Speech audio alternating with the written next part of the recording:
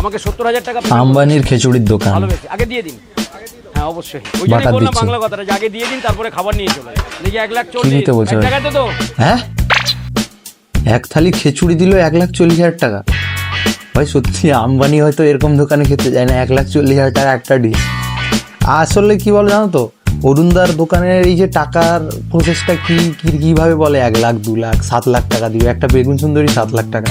এই মেথডটা আমি বুঝতে পারি না কিরকম বলে। তোমরা জানলে একটু কমেন্ট বক্সে কমেন্ট করে জানিও, ঠিক আছে? এটা 70,000 টাকা কাটুন তো, এটা 70,000 টাকা।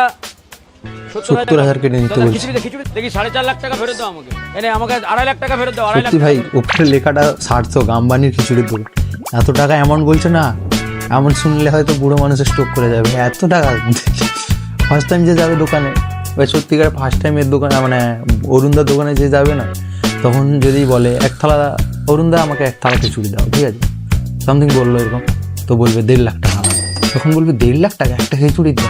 যে ভিডিও দেখেনি ধরো সাধারণ মানুষ, ফার্স্ট টাইম গেল, সে তো অবাক হয়ে যাবে ভাই।